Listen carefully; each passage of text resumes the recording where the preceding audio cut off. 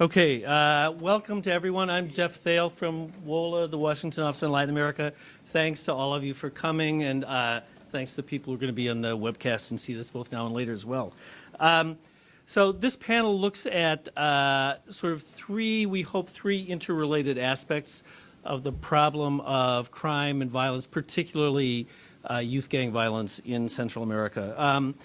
This is an issue. It's been a long-standing issue throughout the Northern Triangle particularly. There's been a lot of new attention to it in the aftermath of the surge in unaccompanied minors and in family groups with young children arriving at the U.S. border over the last several months. And that surge focused what for Central America is, in the United States at least, is an amazing amount of attention on the question of what is driving these numbers of people, and particularly these numbers of children, to leave under difficult, circumstances in transit and come to the U.S. border. So there's been a lot of attention to family issues. There's been a lot of attention to the issue of lack of opportunity in migrant-sending communities.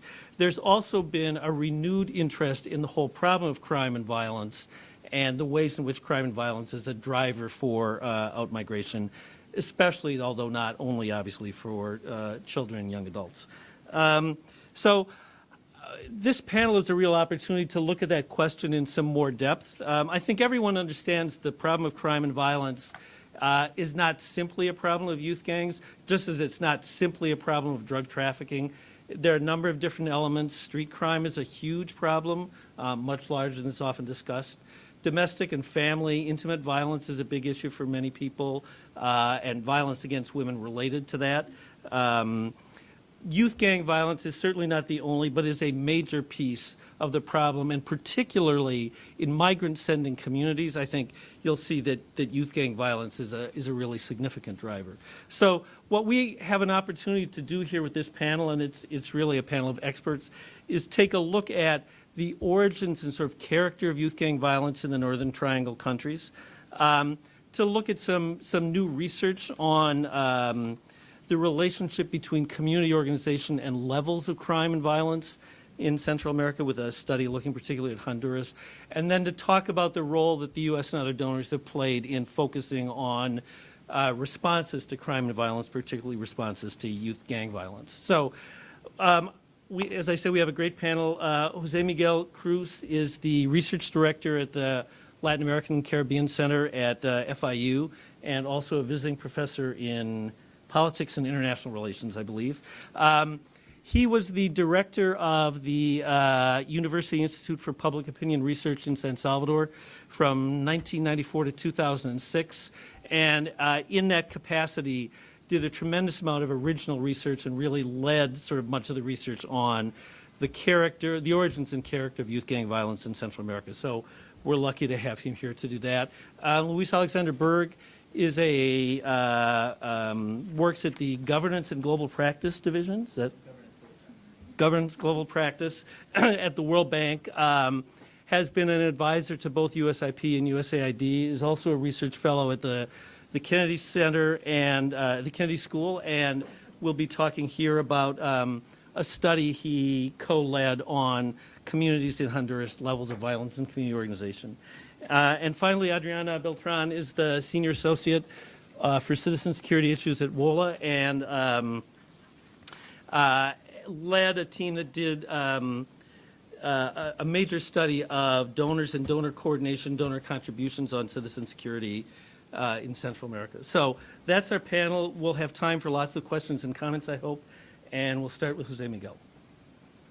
Thank you, Jeff. Sorry, I'm going to move here so I can see the screen while I talk to you. Thank you for an invitation, opportunity to talk about violence in Central America. What I'm going to do is to try to give you a general picture of violence in Central America, especially in the Northern Triangle, and the role of gangs and the characteristic of gang violence within this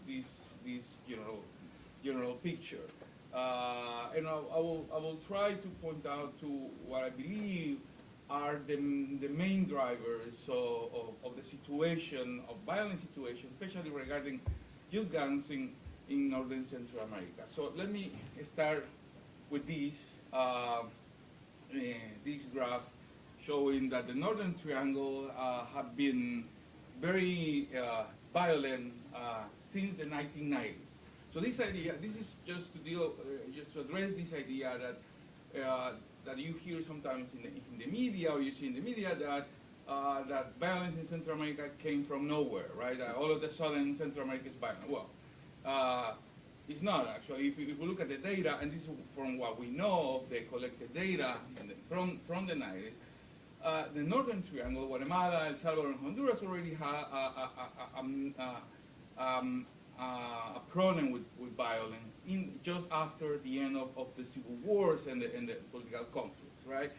Actually, what has happened is that from the mid-2000s, that problem has exacerbated, as you can see very clearly, right? Usually, when you hear the explanation about that exacerbation of the problem, usually it's put on the problem of drug trafficking, on the Mexican war on drugs. Usually people say, well, that's the reason why violence has gone up in Central America.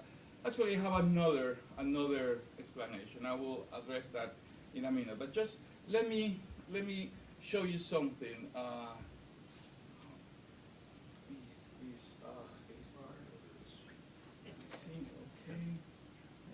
Okay. So what we know about Central America, we have many actors and actually few data.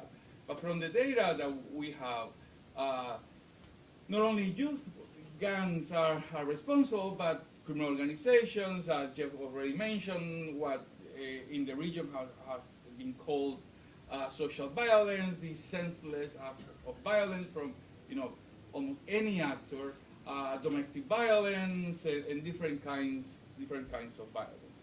The big question comes as trying to explain that, following I'm an academic, so following the traditional literature about, why a country, these countries are so violent, right? And usually the explanations, and this is also very popular in the media, these are poor countries, right? These are poor countries with very few resources, so it's only logic that they will have these levels of violence. That kind of explanation can help. But actually, when we see the data applied to Central America, and we look at just the southern neighbor of the Northern Triangle, which is Nicaragua, that explanation doesn't help, actually. Why? Because if you look at the data about, for instance, GDP per capita in these countries, actually Nicaragua is the poorest country in the Western Hemisphere, with the exception of Haiti, right? So Nicaragua should be as violent as the other, right? Also, it has had, high levels of inequality. Maybe those levels of inequality have gone down in the recent years, but for many years, Nicaragua was as unequal as the other, and actually, it's growing like, the rest, with the exception of Costa Rica. Actually, the only outlier over there in terms of economy is Costa Rica. And in Costa Rica, the explanation fits very well, right? Costa Rica is a democratic country, rich country. Okay, so we can expect it will have low levels of violence. Yeah, it makes logic. But in Nicaragua, it doesn't. And it doesn't make sense also when we address, that other explanation about, these war legacies, right? This is another popular explanation, right? That the violence in Central America is the result of the civil wars, right? And, saying, these countries went through civil war, El Salvador, Guatemala, in Nicaragua. Nicaragua went through civil war too, right? But Nicaragua is not there, right? And in addition, Honduras didn't have a civil war, right? And it's as of now, as we know, the country with the highest rates of homicides due to crime in the world, right? So again, these explanations don't help.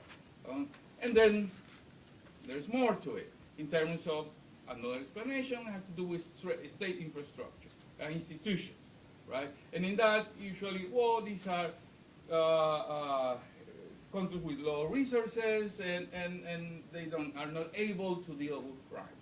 Okay, yes, but again, Nicaragua puts another picture in the sense that Nicaragua, the rate of police officers per 100,000 in Nicaragua is the same as in Guatemala. Yeah, it's a little bit more than Honduras, but it's half of El Salvador. Right? El Salvador has more police officers than Nicaragua, for instance. Judges, nothing particular. But something that gets your attention very quickly is that actually the Nicaraguan police have very low pay, right? And this is like the receipt for huge corruption, a very, corrupted police. Actually, it's the lowest pay in Central America, Nicaragua, right?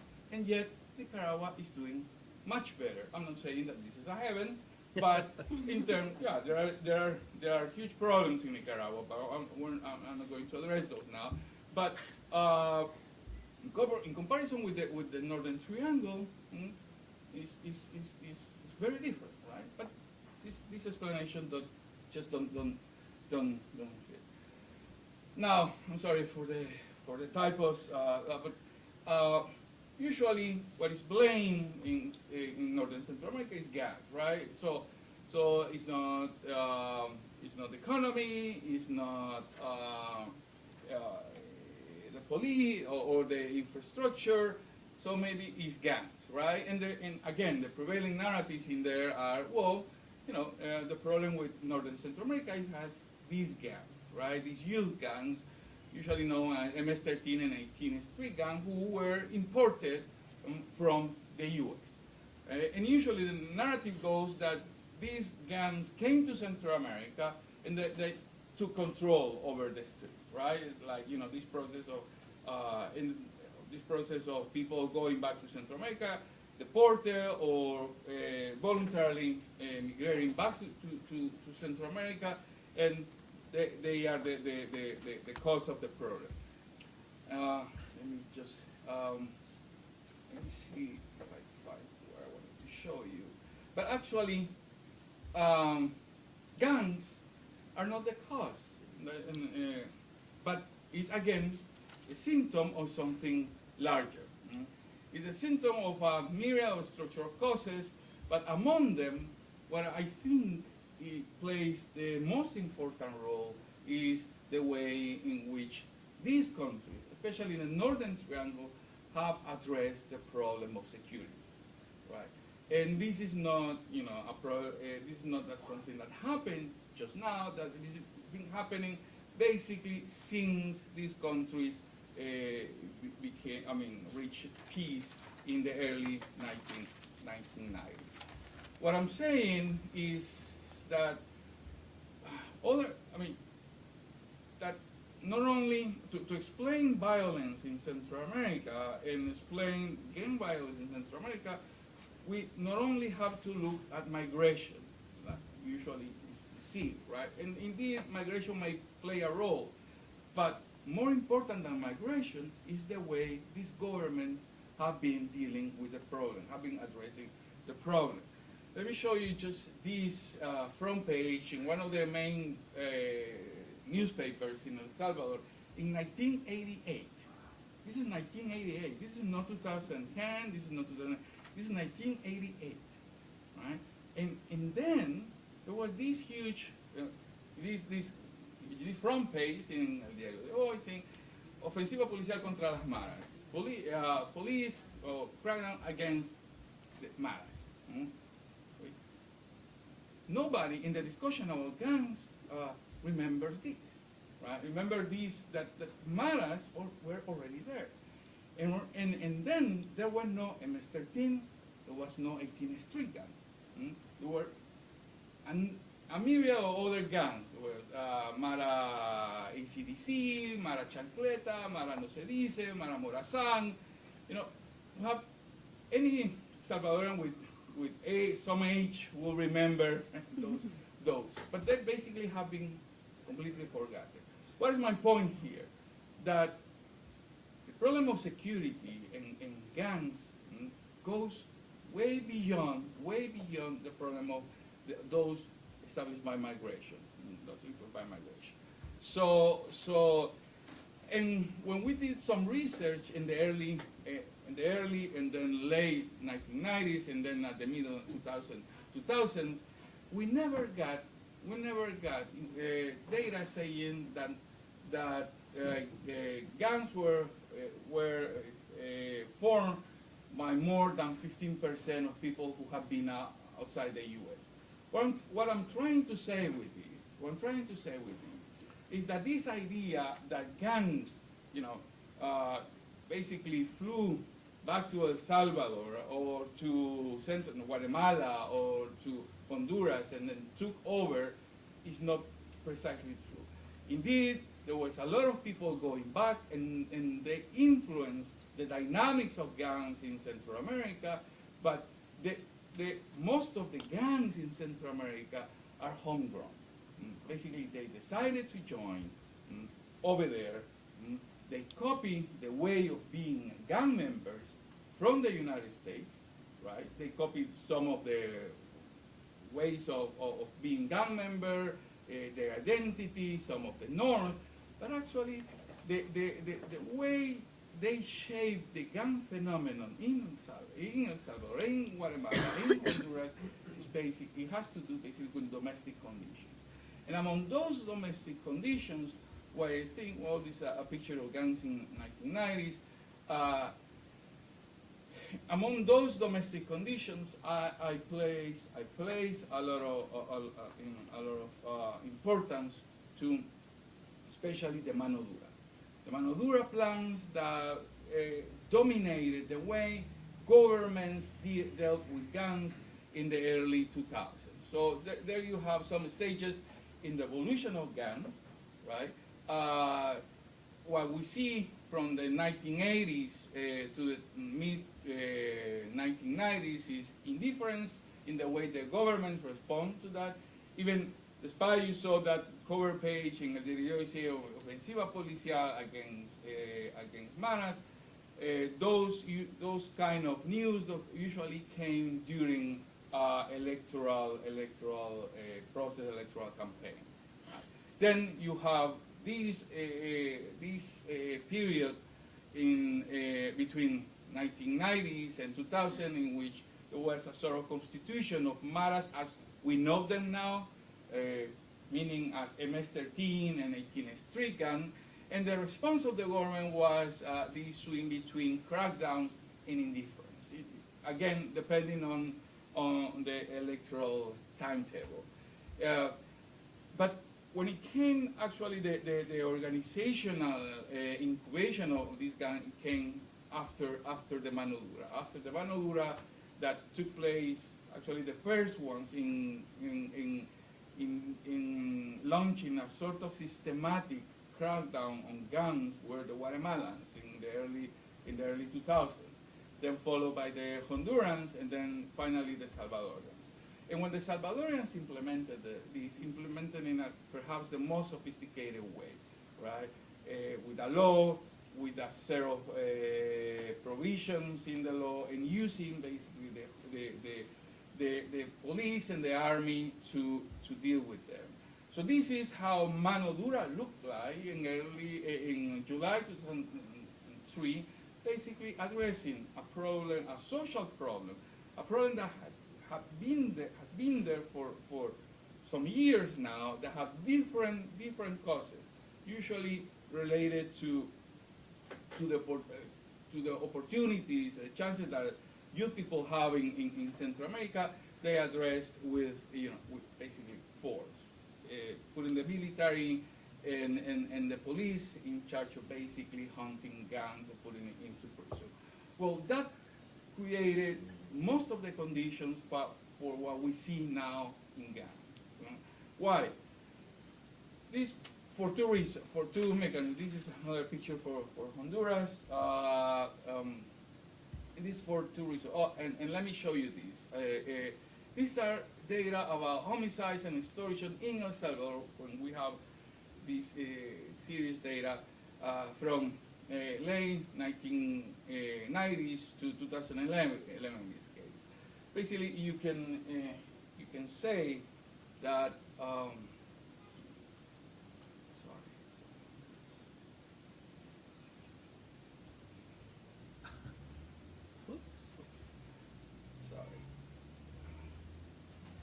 Sorry about this.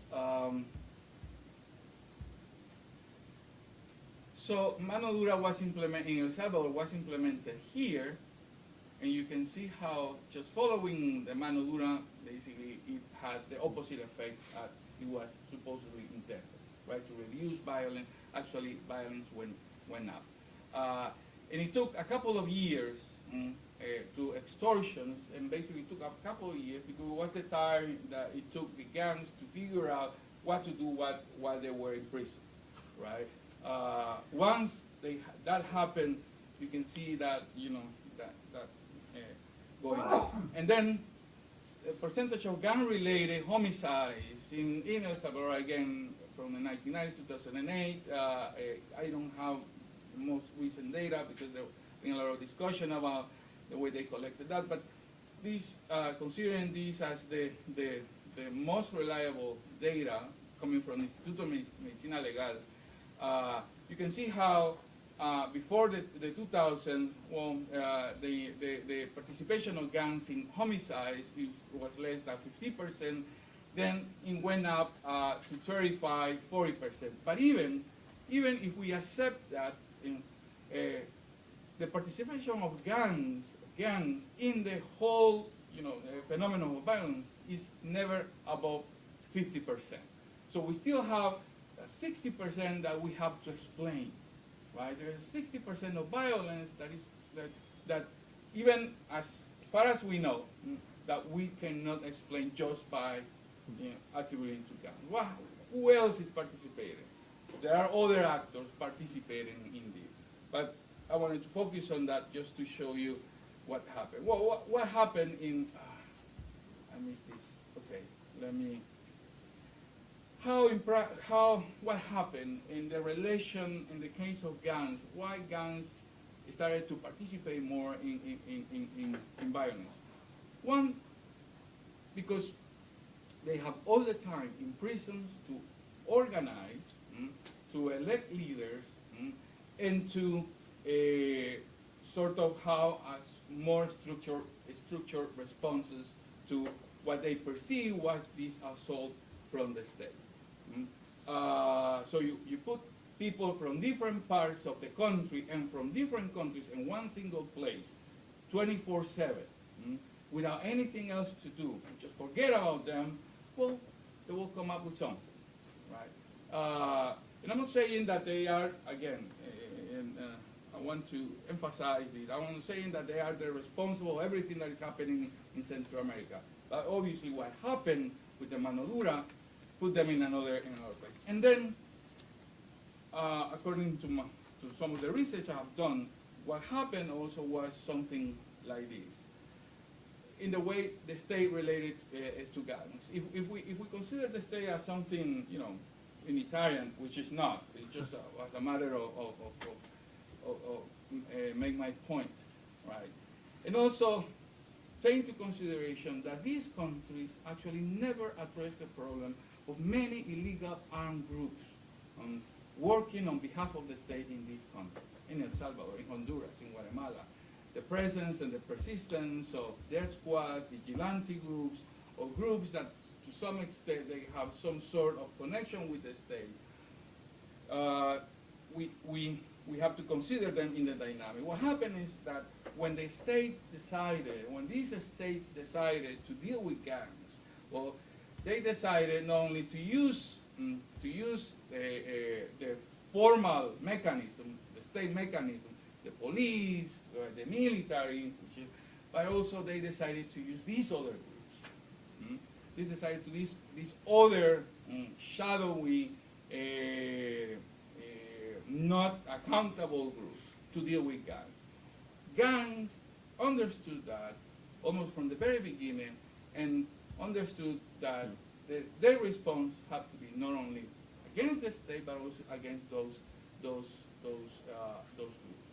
So that explains, I think, in a significant way, that sort of chaotic dynamics that you see sometimes in Central America, in which you don't really understand who is against whom, right? It seems like many groups against many other groups. And this is because gangs not only decided to basically retaliate against the state, but also retaliate against illegal armed groups. And this is because, especially in Northern Central America, it survived a way of dealing with security issues in the way that these countries have dealt in the past. Let me put it in the words of what a gang member once told me about the mano dura. And he said something like,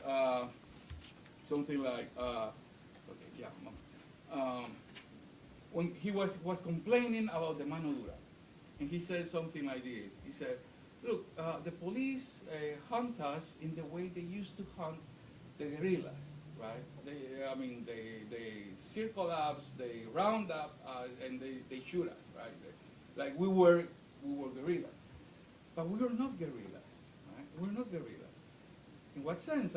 In what sense you're not guerrillas? We're not guerrillas in the sense that, if I were guerrilla, I would care about how I would respond, right? Because I need the protection of the people, right? But I don't care about that. I just want, my homies, the only thing that they want is to retaliate. And to retaliate to anybody who's helping these guys. Who's helping the police, who's helping all this, the death squad. So we're going to do anything that anything that it takes basically to survive. So that basically this graph comes a little bit from those conversations. What I'm trying to say here is that in order to understand what's happening in Central America, we have to look at the institutions.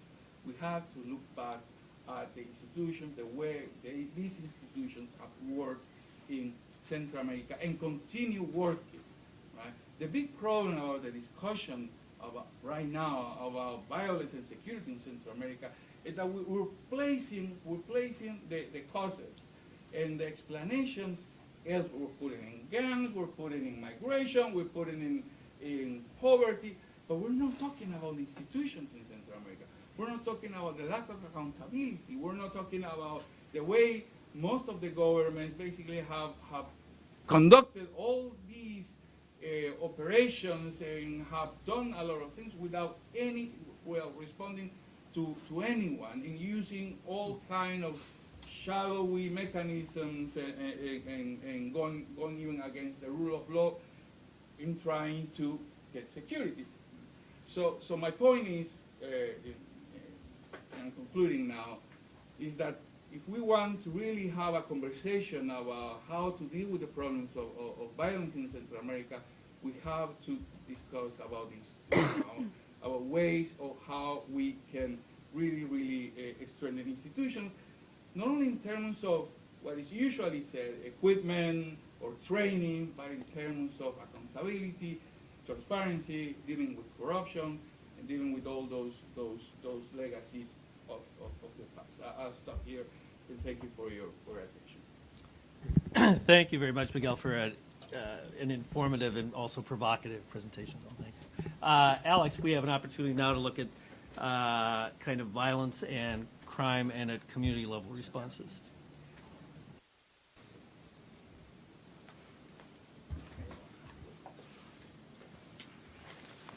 Sit here so I can also navigate the PowerPoint. It's on the bottom. You see the icon? That one.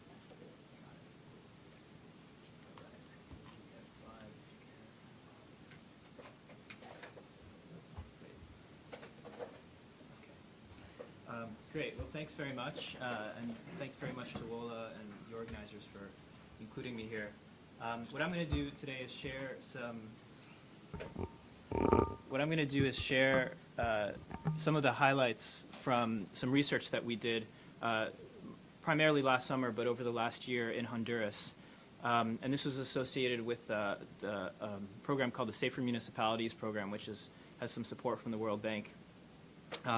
And I did this research with co-researcher Marlon Carranza from the University of Florida. Unfortunately, he can't be here, but sends his regrets and is certainly here in spirit. Actually, if I could just say, one of the nice things about this panel is that Marlon was a staff member at the UCA and the Public Opinion Research Institute at the time that José Miguel was the director. So we have Right, alumni, nice connection, right? yeah. So what we were trying to do with this research was answer a couple basic questions. The first is the question of why some communities and some neighborhoods are more violent than others. So even in the most violent cities, measured by homicide rates in Honduras, we do see quite a huge amount of variation among neighborhoods, and we want to know why. And in particular, we want to know whether there are things that the communities do themselves to be able to prevent violence, and if there's anything that can be learned from that in terms of trying to deal with it. And then finally, what accounts for that variation. And so what we did is we did an in-depth comparison of 9 different neighborhoods in 3 cities along the northern coast of Honduras. We did a whole bunch of different research methods, which I'll go through as we go along, but really spent a lot of time trying to understand what the situation was in these communities, both in terms of the situation of violent crime and also how they dealt with it. So before I get to the findings, just a couple of pieces of context in terms of understanding the context in Honduras. And in saying this, I think José Miguel made the point very clearly that there's a lot of different factors involved, and you can't necessarily pinpoint anything specific. And these also vary country by country, city by city, neighborhood by neighborhood. So I'm focusing on the northern coast of Honduras, and we'll talk a little bit about how some of the dynamics are playing out there. So, okay, so these are some of the high homicide rates. The only difference from Miguel's numbers is this goes up to 2012. The purple line up there is Honduras, which, as we see, is now the highest homicide rate in the world, and El Salvador and Guatemala following closely behind. And you see the spike, starting in 2006 and going upwards. So a couple of the other things that were going on kind of in international context at that point. So in 2008, you have the global economic crisis. Honduras is highly dependent on export economy. And right around 2008, 2009, you see a sharp increase in the poverty rates, unemployment, especially among youth. And then in 2009, there's a political crisis in Honduras. The government is basically paralyzed for a number of months. Aid is frozen. And all that clearly affects the ability of the government to deal with this whole confluence of problems. But one of the big factors is this, and this is the shift in the transnational drug routes. So you do see around this time, starting around 2006, 2007, and increasing in the last few years, a shift in drug routes, transit routes from South to North America, from the Caribbean and Pacific routes into the land route in Central America. So going through Honduras, up through Guatemala and into Mexico. And the shaded areas on those map are the areas with the highest homicide rates in Honduras, which you see coincide pretty exactly with the drug transit routes. So there's clearly something going on here. So the research we did was right along in 3 cities, La Ceiba, Choloma, and El Progreso, right along the top there in that area. So what I'm talking about is really focused on that. And so what you see is this really plays out in the communities. And it plays out in a couple of important ways in terms of the types of crimes and also the actors involved. Right, so homicides are increasing, but also the type of homicide is changing. There's a sense that much more is related to organized crime, to paid assassination is becoming a much more prevalent phenomenon. Drug trafficking and drug consumption has become much more common, and there's just a sense, people you talk to, that drugs are just much more available. They're used more commonly. They're just there a lot more. And then you see these other crimes: extortion, assault and robbery, domestic violence are pervasive in a lot of these neighborhoods.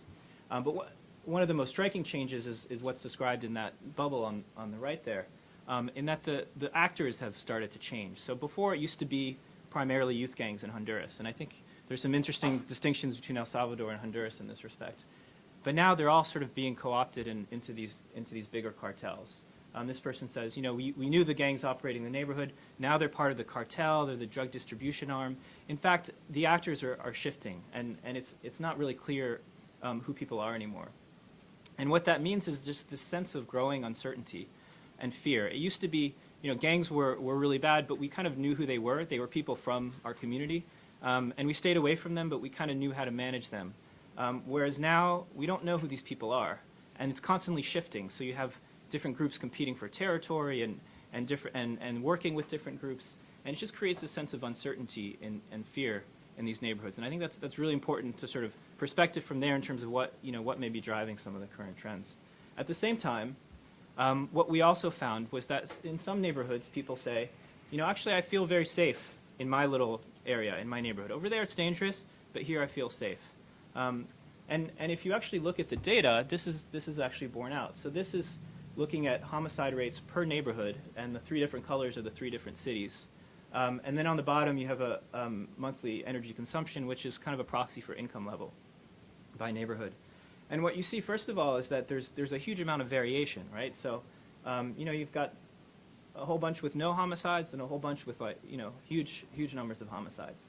And it also varies across income level, right? So at sort of poor neighborhoods, up to, the very wealthy, but sort of middle, there's high homicides at every level, not necessarily the poorest or the most dangerous. So we want to know what's going on here and what accounts for these differences. So what we did is we went into these neighborhoods and we tried to get a sense of what was going on.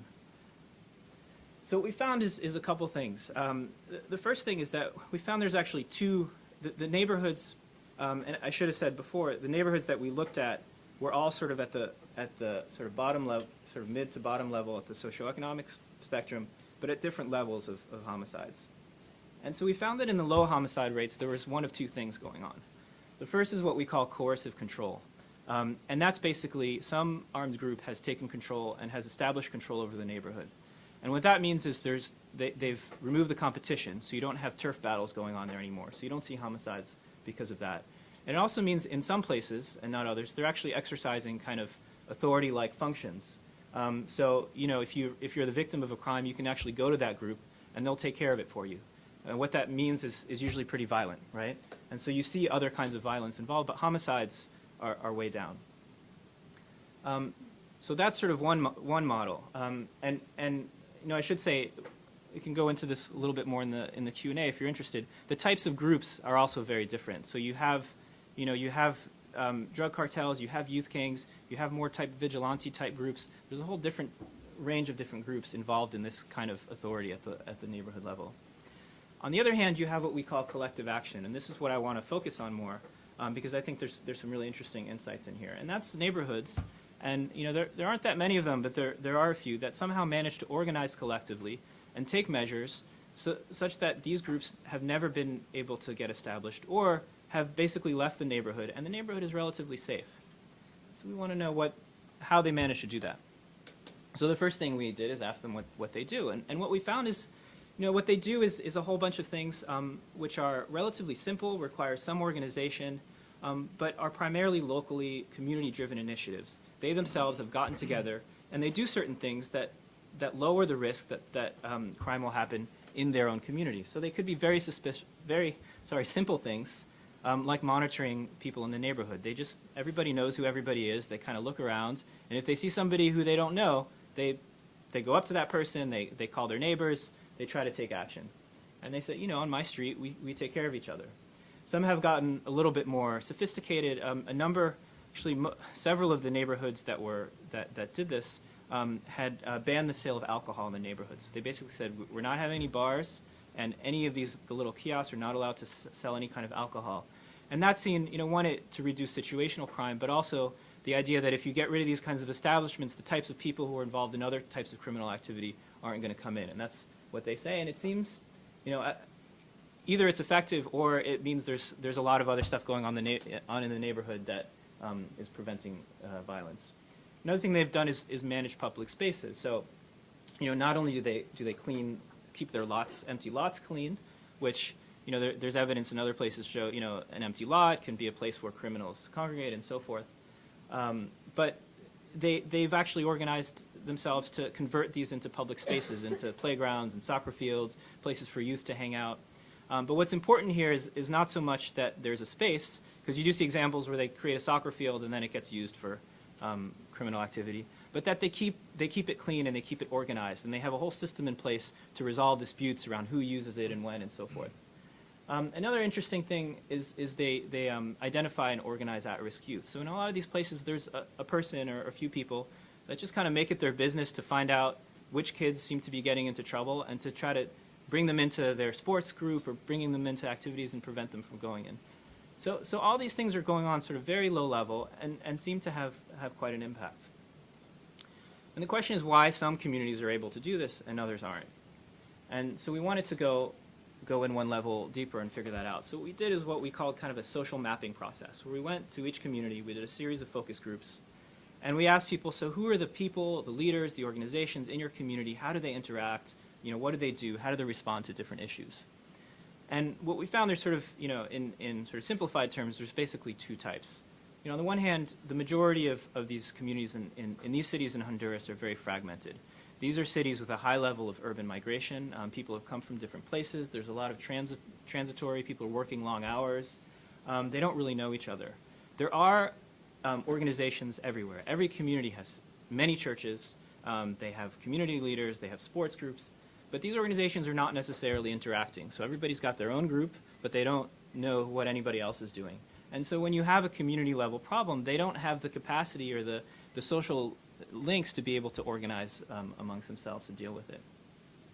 On the other hand, you have a few of these communities that are more cohesive. And what that means is that they actually have a community-wide organization, that the community leadership, and in every community in Honduras, there's an official leader who's elected and is kind of liaison with the government. They've actually gone about organizing the community. You know, here they have a lower zone and an upper zone, as this person on top says. There's a sense of community identity, there's a shared history, there's a sense of belonging to a place where they all want to take care of. And all these different groups, the church and the community leader and the school will kind of work together on community events, and that increases the sense of knowledge, it increases the sense of collective identity, and then when there's a problem, people are able to quickly organize and deal with it, and they're able to do all of those things that I described above. So these things actually can be done, and what's interesting is that these are very, they're not expensive. There's some communities that have this for historical reasons, but there's actually some efforts in Honduras to develop this, right? So there's local organizations that are deliberately going into communities and trying to develop this kind of social capital at the community level, and it's working, and it doesn't take that long. It takes some time, and it can be very effective. There's another layer here, and that's the bottom point, and that's access to state resources. And the reality is, if you want to build a nice soccer field or a nice park or fix community infrastructure in the neighborhood, you need resources from the state, and that's a huge challenge. And this gets, I think, into the issues that José Miguel was raising earlier about institutions. And oftentimes there's a sense that these communities are kind of working on their own for themselves. The state is not really present. They're not doing much. In fact, the state is present, but in general, and looking at the municipal level, municipal governments are extremely resource constrained. They have very little authority. They have budgets to do small projects and not much else. And the way resources are delivered is very politicized. It's sort of client-based. You build sort of projects here and there for those who support you in the elections. And if it's not, at least that's the perception, and if it's not, it's totally untransparent of how resources get allocated. So those communities that are successful, it's because they have good connections, right? As the top person says, well, you know a member of parliament, you know a politician, you can get stuff done. If you don't, well, that's too bad, and you sort of see that. And that's the kind of reality in most of these places. There are some exceptions, though, and again, it's sort of interesting to point these out. There are places where you have enough of a community structure, where enough community members are organizing, that they're able to use all of their social capital and all of their networks to institutions to actually get resources. You have NGOs from the outside, like I mentioned, that are kind of working. The role of women's groups, I'll get into in a minute, is very interesting. Another thing you have in a few cities have actually managed to really organize and improve their functioning in an interesting way. The example of Puerto Cortez, which is a small city on the northern coast of Honduras, is often raised, which managed to decrease its homicide rate significantly. And it was a whole process, right? They improved their resource mobilization, they raised more taxes, they started collecting better data, they started planning, they started working with the police, they did a whole bunch of things, basically good municipal governance that's lacking in a lot of these cities. And there's a lot of interesting lessons to learn from that. And then you have, of course, the role of the police. And as the bottom quote indicates, the police are primarily notable for their absence in most of these communities. They spend 3 or 4 days riding around the neighborhood, and then we don't see them anymore. Or they're notable for the perception that they're all corrupt and they're related to the bad guys. And the police, and I don't really have time to get into them. I'm happy to talk more in the Q&A. There's some fundamental, just structural management issues in terms of how the police are organized. Same with the criminal justice system, that so far don't really seem to be on anyone's agenda to deal with, and that's a huge issue. And these are just sort of basic management and governance issues in the police.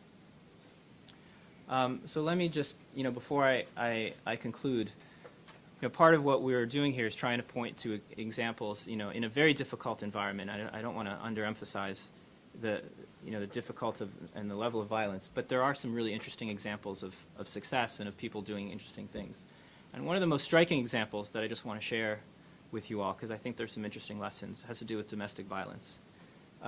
One of the things we did as part of this research is we spoke to victims of different types of crime, of thefts, of assault, of different kinds of conflicts, and victims of domestic violence. And most of the types of crime, the response we got, yeah, I went to the authorities and they didn't really do anything, and so I left it at that. With domestic violence, we actually got amazingly positive reviews. They said, we went to the authorities and it was great. They helped me. Everything's great now. We're sort of surprised, given everything else that's going on. And what we found is that it's not necessarily that one or another institution is working well, but it's that all these different groups are actually working well together. They're playing their part, right? So none of these institutions really could do much on their own. But you have neighbors and community members in these sort of high social capital communities playing a role in sort of encouraging people to report and protecting them from their, from their abuser. You have employers playing a very interesting role in allowing people to go report and not taking away their pay, which is actually a huge factor. You have municipal women's offices, which have developed in the last few years and been very helpful in linking services. You have women's NGOs, which have done an amazing job of raising awareness in communities and linking people with services. And you have these specialized police and criminal justice units that deal with domestic violence and that are actually have a customer orientation and doing a great job. So, I think there's what we learned from that, and we can say, domestic violence is a much simpler matter to deal with than, say, organized crime or other kinds of issues. But I think there are some other examples of more complex issues where it's the ability to kind of link these different actors and support these different actors jointly, not just one or the other that is important here. So I'll end here just sort of highlighting the main points. One is that it's really crucial to understand how these dynamics are changing. It's multifaceted, as we heard earlier. And I don't want to underemphasize these transnational factors that are crucial. On the other hand, communities can play a role. They have played a role, and they can also be strengthened. And there's some great examples of doing that. In order to do so, requires really working not only at the community level, but at the role of institutions. Cities are, in many ways where it's at in terms of crime prevention. I mean, it is, globally in Latin America, there's great examples of cities, reducing crime rates, and it's a multifaceted effort that involves a whole range of changes in local governance. In order to do that, we need to better understand these dynamics. So I will leave it there. Thank you very much. Do you want to briefly say, is your study publicly available? We have a good question. We have a summary brief which is available. It may be hard to find on the World Bank website. Probably should have brought some copies. The full report will be coming out hopefully in about a month's time. So thank you very much. It's a great and very useful study and a nice complement to what we heard before. And now Adriana Beltran will talk a little bit about sort of the other side of this, which is international donors and sort of what they do in terms of crime. So I'm going to focus primarily on the role of the U.S. As it pertains to the reduction of violence and insecurity. And just to say that, for us, addressing the problem of widespread violence and insecurity is ultimately the responsibility of the Central American governments, but that there is an important role that the U.S. and other donors can play in supporting the reduction of violence. WOLA has monitored and tracked U.S. and other donor assistance for a number of decades now. Our most recent endeavor we did with our colleagues at the Inter-American Development Bank. It's an online database that essentially tracks all international assistance to Central America to support citizen security programs. It includes over 30 donors, including multilateral organizations, bilateral government and agencies, and private foundations. And it includes South-to-South cooperation. Just to say that, in examining the role of the U.S. government and other donors in addressing the root causes of the violence, I want to emphasize 6 key points. One is that effectively addressing the problem of violence and insecurity in Central America is going to require a long-term commitment and greater investment in the region. Second, while there is an issue of resources, it is not simply just a question of resources. As we heard today, assistance needs to be strategically targeted, and that must be guided by the different country conditions that we see in the region. In particular, I would say the level of political will and the commitment on the part of the governments to tackling corruption, transparency, and undertaking much-needed reforms that we heard today. Also, as was emphasized, there is evidence to suggest that investment in community-based violence prevention programs can work, and that needs to be supported. Fourth, these prevention efforts need to be paired with programs to build effective, accountable, and professional police forces and criminal justice institutions. As Miguel emphasized, institution building is a key component to responding to the complex problem of gang violence. And unfortunately, as I'm going to talk later, current U.S. law enforcement assistance has placed too much emphasis on stemming the flow of drugs, on training and equipment, and has placed too little attention on the issue of effective institution building.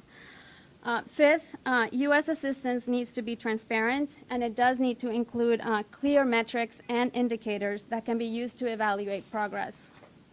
And lastly is the issue of donor coordination.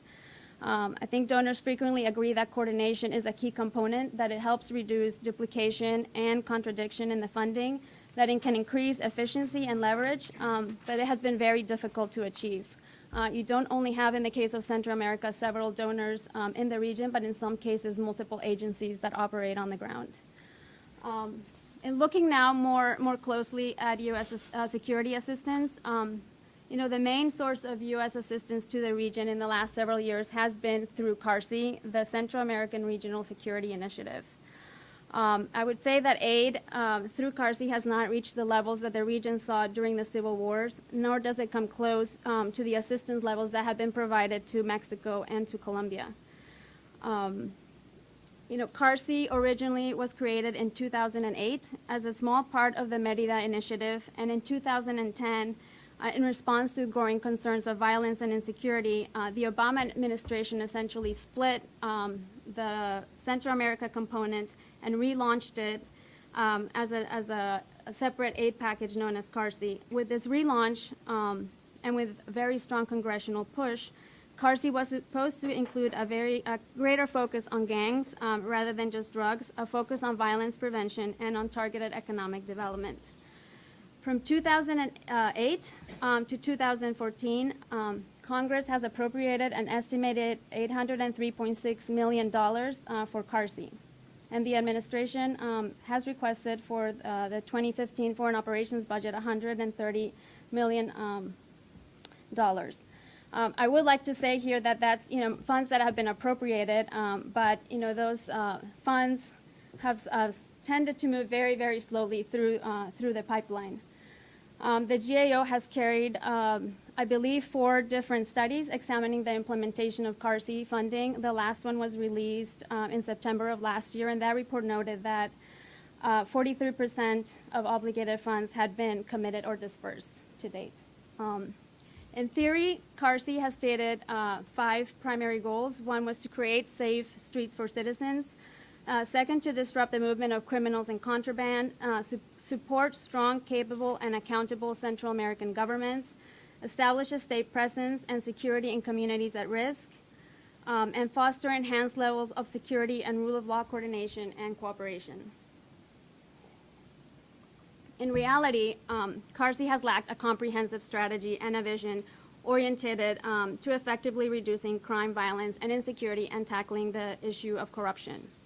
I would say that on the positive side, CARSI did include from the onset, mainly due to congressional support, funding for violence prevention initiatives. For the most part, throughout the years, the portion allocated to violence prevention has tended to increase, although it still accounts for about 32% of CARSI funding. And as we heard from our colleagues in the World Bank, community-based violence prevention initiatives that involve community groups, churches, police, government agencies can make a real difference. We have seen a shift, or do recognize that AID in their violence prevention efforts have shifted more towards supporting community-led initiatives. We think that is, programs that need to be expanded and supported. On the other side, however, when we look more closely at the law enforcement and capacity building component of CARSI, as I mentioned earlier, it has focused way too much attention on counter-narcotic efforts, providing equipment and training, and has given very little attention to the tremendous challenge that you have in the region of combating corruption and building effective and accountable institutions. A significant percentage of CARSI funding goes to drug interdiction efforts. That includes, refurbishment of aircraft, boats, border inspection, equipment and training. In Guatemala, for example, CARSI provided about $35 million to support an aviation program that refurbished and maintained helicopters and planes for counter-narcotics. In Honduras, they have supported the Joint Maritime Vetted Unit, which also received a number of refurbished GO-FAST boats for counter-narcotics operations. Here, I would like to say that, CARSI has not been the only vehicle for funding interdiction and counter-narcotics efforts. In fact, a lot of significant funding has been provided through the Southern Command. In Guatemala, for example, the Pentagon provided nearly $26 million in aid between 2011 and 2012. much of it that has gone to the Army. It's also supporting a joint task force known as the Kumuman that operates. It's an interagency task force that includes members of the military that operates along the Mexico and Guatemala border. Vetted units have also comprised one of the main components of CARCI's capacity building initiatives in the region. Vetted units, for those that are not familiar with them, are specialized units of officers who have been vetted and polygraphed that carry police operations with the support of U.S. law enforcement advisors. A substantial, I would say, portion of CARCI funding has gone to the creation of anti-drug, anti-gang, and other vetted units, including units that work on issues of child trafficking. In theory, these vetted units are meant to serve as vehicles for professionalizing a select group of officers, particularly when you're dealing with institutions that have very high levels of corruption. Now, what I would say that while it is often true that in the short term there have been results with the use of these units, mainly I would say in terms of arrests and convictions, in the long term these results are rarely sustained. And there is very, very little evidence to show how these vetted units have contributed or can contribute to a broader strategy of institutional reform. On the one hand, what we've seen is that these vetted units work in isolation from the institutions that, as we have heard, are plagued with weaknesses, lack of resources, high level of corruption. They tend to experience very little staff turnover, and in general, because of the issue of corruption, avoid sharing any kind of information outside of the specific unit. As we have seen, without a strategy that really addresses the institutional weaknesses and corruption in the institution, it's very hard to see how you can protect members of a vetted unit from engaging in corruption in the longer term. And this is why, the successes are very hard to see in a sustained way. Guatemala is a case in point. In 1998, the U.S. helped form, train, and equip an elite anti-drug unit that was known as the DOAN. In 2001, the U.S. described the DOAN as one of the best trained and armed units of the National Civilian Police. By 2002, that unit had been dissolved, mainly due to massive corruption scandals that included not only the theft of confiscated drugs, but the participation of its members in extrajudicial killings. Shortly thereafter, the U.S. again supported the creation of its successor, the SAIA. 3 years later, after the creation of that unit, 3 of the SAIA's top administrators, including the highest-ranking anti-narcotics officials, were arrested here in the U.S. on conspiracy charges to traffic cocaine to the United States. It's particularly concerning when you see how much attention and resources have been placed on creating vetted units when you compare it to how little funding has been allocated, for instance, to the strengthening of internal and external control units and mechanisms to address the issues of police corruption. As I mentioned initially, besides the lack of just a solid strategy, another issue with CARCI has been the lack of transparency. There is very little information available, even to Congress, about the details of CARCI programming and, in fact, other U.S. assistance to the region. And although Congress first appropriated funding for CARCI 6 years ago, there is very little information, if any, available about the results of the initiative so far and about what metrics are utilized to assess the effects of CARCI programs. The only systematic study that we know of is an evaluation that is being carried out by USAID of its crime prevention programs, which I hope and I've heard that it's due to make their results public later in the fall. I would say that given the emphasis, on drug interdiction and vetted units, it seems very, likely that you can assume that CARCI's at least law enforcement efforts are being measured more on the amount of illegal drugs that are seized, on the number of criminals convicted, and how many officers go through their training programs. For us, I think it would be helpful to know more about, not just about specific aid levels and programs in each country, but also the metrics that are being used to define progress and how those outcomes are being defined. As I had mentioned earlier, beyond the issue of transparency, for us, the goal of U.S. security assistance ought to focus more on institution building, and there ought to be concrete measures of whether or not our assistance is making progress on that front. Now, institutional strengthening is a phrase that gets used a lot, and as you read through a lot of the CARSI document, it appears everywhere. What we mean by it and how we measure that is a different story. It's an important question, but it is, a difficult activity and a difficult discussion. As WOLA, we have put some effort into developing a set of indicators to measure success, at least in the area of police reform, in 5 key areas: service delivery to the population, the relationship of the police with the local community, recruitment training, and the promotion practices and working conditions of the police, police management structure and effective management, strategic planning and monitoring systems, and lastly, effective, accessible, and transparent internal and external oversight and accountability mechanisms.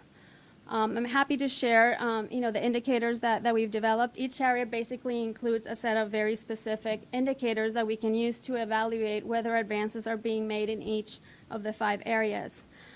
Just to give you an example, the section on police performance effectiveness includes indicators that measure the capacity and quality of the police to produce basic law and order, to respond to all levels of crime. It evaluates whether police forces have sufficient staff, resources and equipment, adequate authority, procedures in place to coordinate with other criminal justice institutions, and adequate capacity to collect and analyze crime data. And finally, just to end, as Jeff mentioned at the beginning, the situation at the border has opened up a discussion on U.S. assistance to the region. I think this provides us with a key opportunity to reassess U.S. policy towards Central America and to develop a new strategy that effectively addresses the factors that we discussed today. As I mentioned, though, I think it is imperative that we take into account the different country conditions and that we don't pursue a one-size-fits-all approach. I think there are notable differences in the country context in the region, particularly, as I mentioned, in the degree of political will and commitment on the part of the governments to tackle many longstanding issues, including the issues of institutional strengthening that we discussed, increasing public revenues, which continues to be a major problem in the region, and the lack of opportunities and services available particularly to children and youth. And finally, just to emphasize once again the issue of greater donor coordination, not just between the different agencies of the U.S. government, but also between the U.S. government and other donors in the region. Although the U.S. Is the largest contributor right now to the region, it is not the only one. And as and I can show you later from the mapping study, donors have committed about $1.7 billion since 2008 to addressing issues of insecurity and violence in Central America. Great. So thank you very much. I think we've seen a little bit about kind of origins and sources of violence. We've talked about institutions. We've talked about community level organization, and we talked about some of the kind of orientation and direction of funding, particularly U.S. funding. So with that, the floor is open for questions and comments. And if you have questions or comments, please identify yourself. Yeah. Yeah, I guess this is for Alex, because I'm concerned about the donor, particularly the MDB tendency to think that community prevention can be done without police work. I've looked at a number of IDP projects. I don't know what the World Bank is doing, but even when these projects are nested in what you call an oversight agency, or the Ministry of the Interior, Ministry of the Government, they often work as sort of a wart on the elephant's behind. They don't work with police.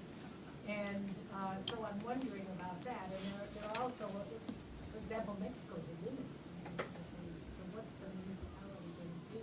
This is really something a municipality can do. And an add-on to this is I like the approach for the communities, but will this work when the gangs are all in? I mean, is this to prevent arrival, or do you have communities where you can do this as if the gangs have already been forced? Should we take a couple of questions? Thank you, Lynn. Should we take a couple of questions and then, yeah. Yeah.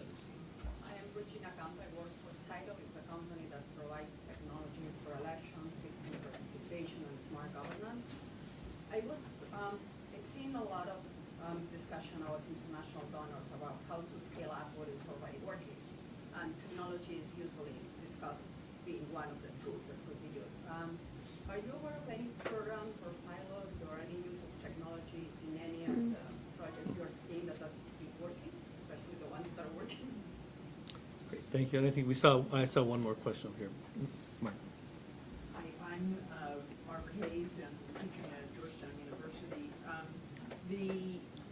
I'd like both of Jose Miguel and Alex to perhaps compare the need, the presence in successful communities of job availability, schools,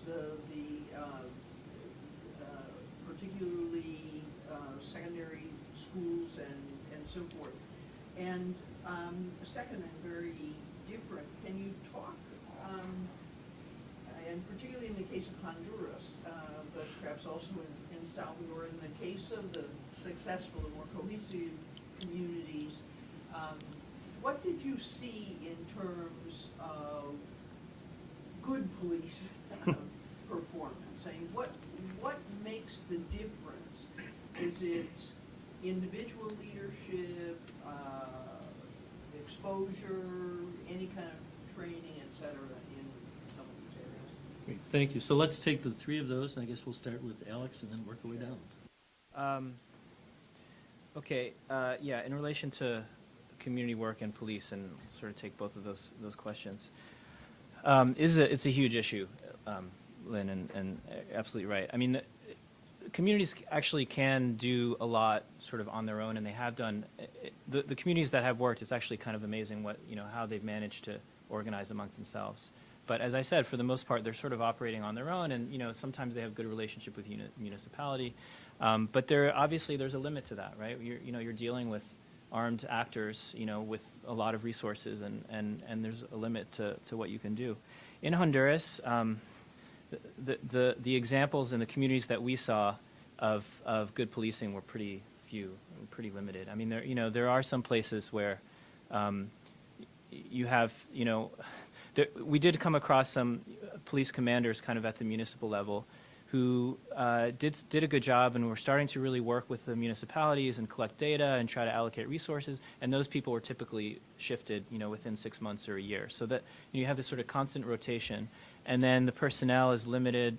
Police aren't paid a living wage in Honduras.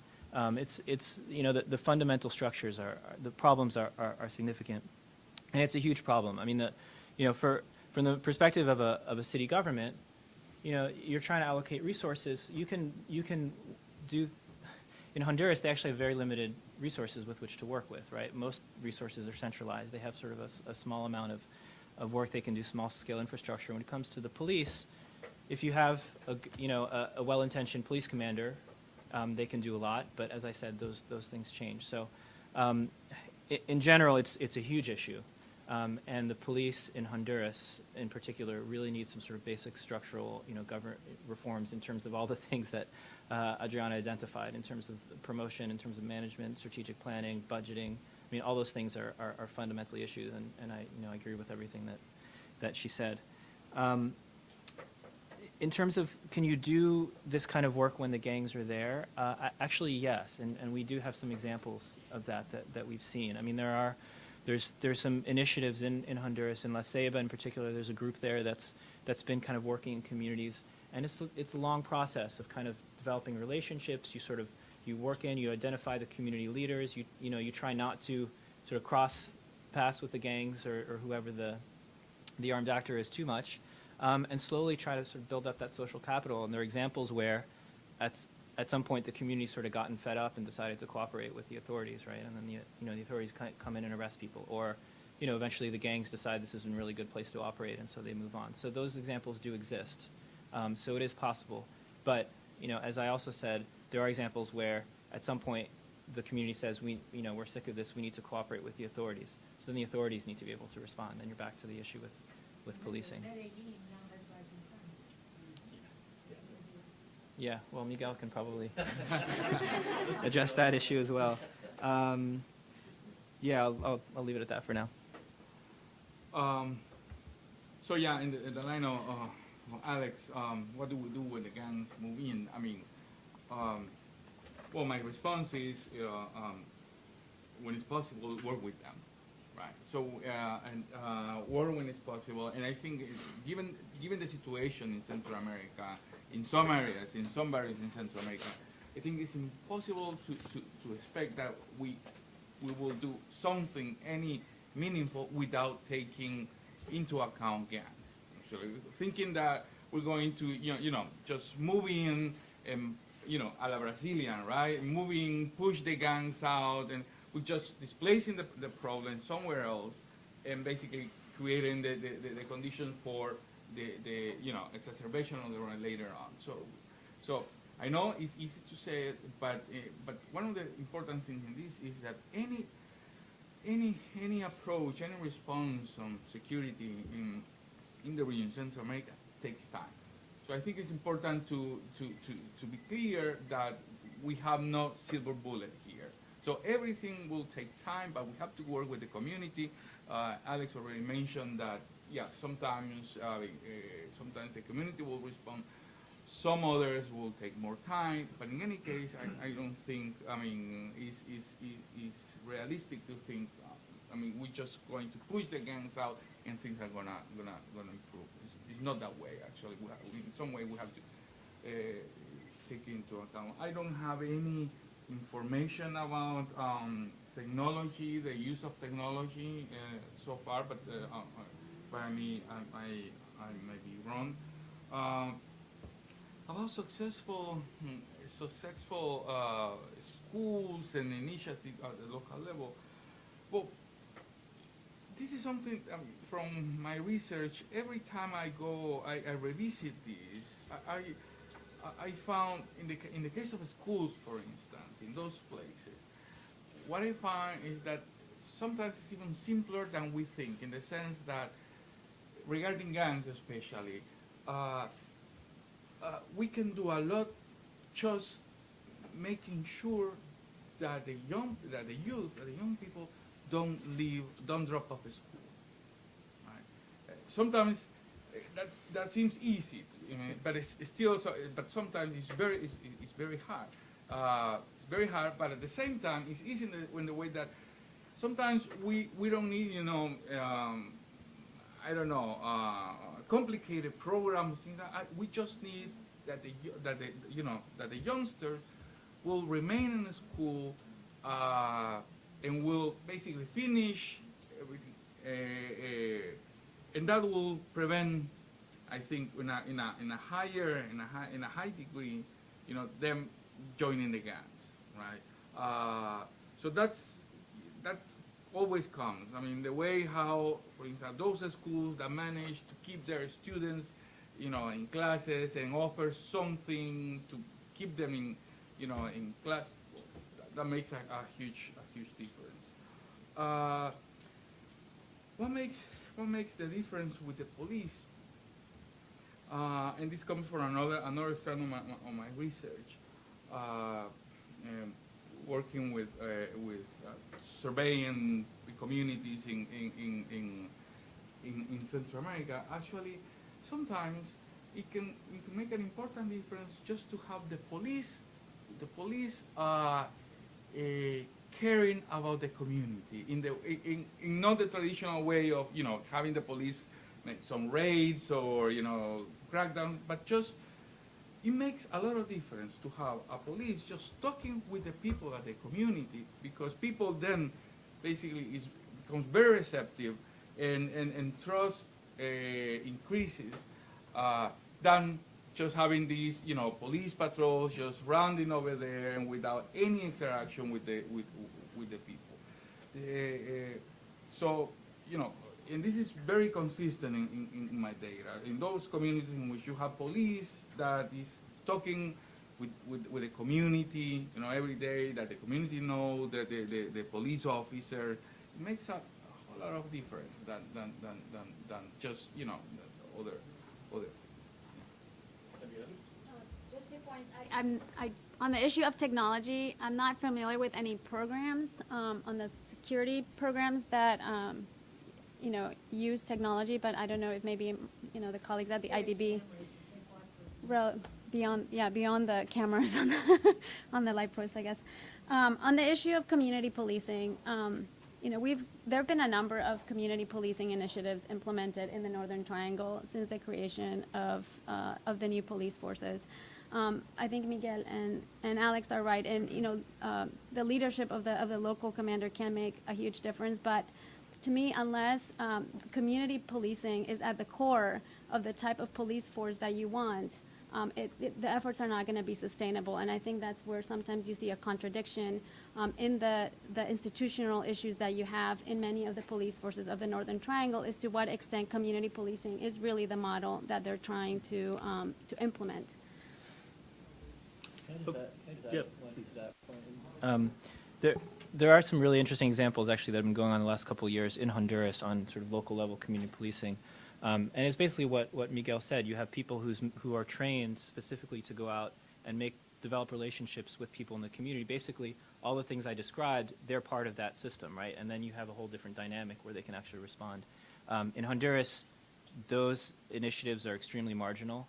They don't receive a lot of support at the national level, and it's just there's a couple of pilots and that's it. And I think that's been the problem, is these things sort of get touted every once in a while as, okay, we'll do an initiative over here, initiative over there, but it hasn't filtered into the way policing is done. I also just wanted to say something about schools.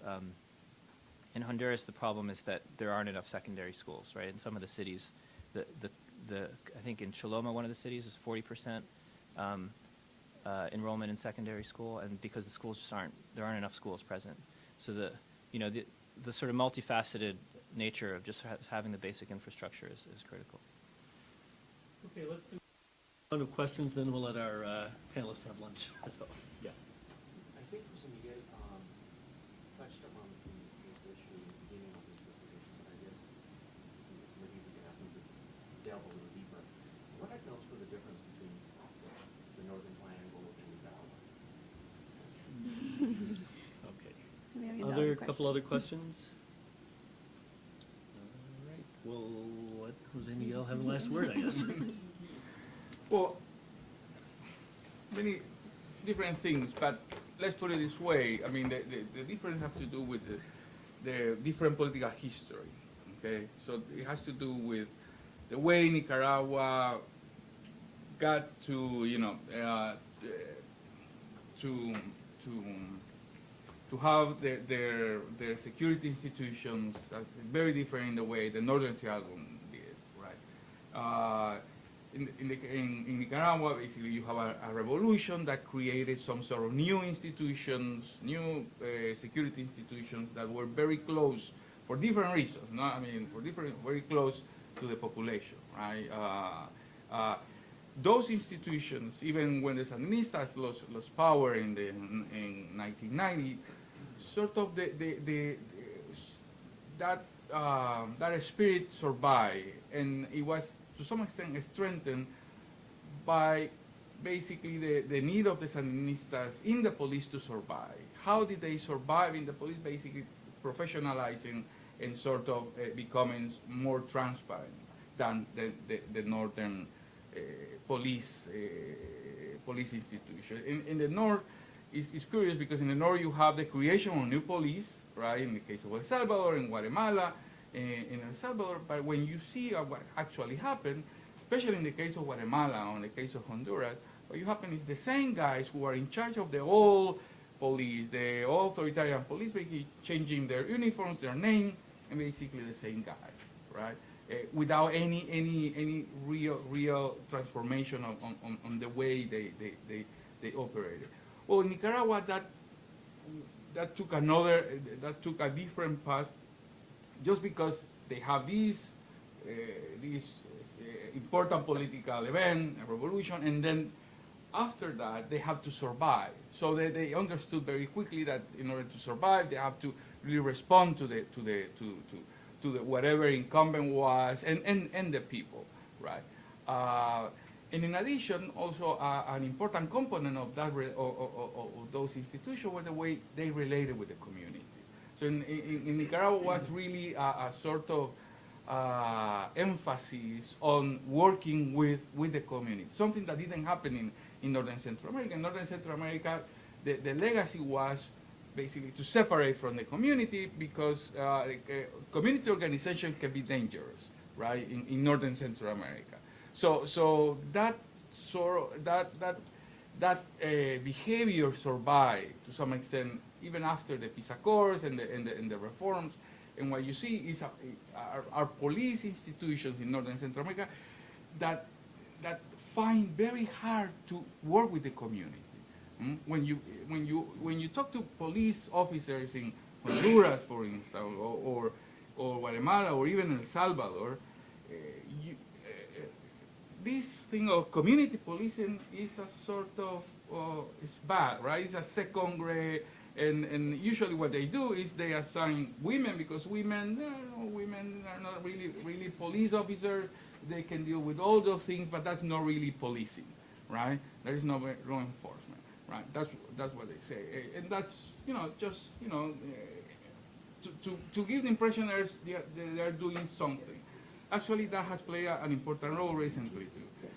Police institutions have realized that for the international donor community, this issue of community policing is important, right? So what you see is a double assignment for the international community. Yeah, we're doing community policing, we have all these programs, but when you see them in practice, they are not investing anything on that. They are pushed aside, right? And what they really care about is the traditional law enforcement type of approach. So that keeps reproducing those schemes in which the police is more seen as a suppressive, repressive, that is unable to work with the community. Okay, so let's wrap up at this point. I want to thank all of our panelists and everyone here.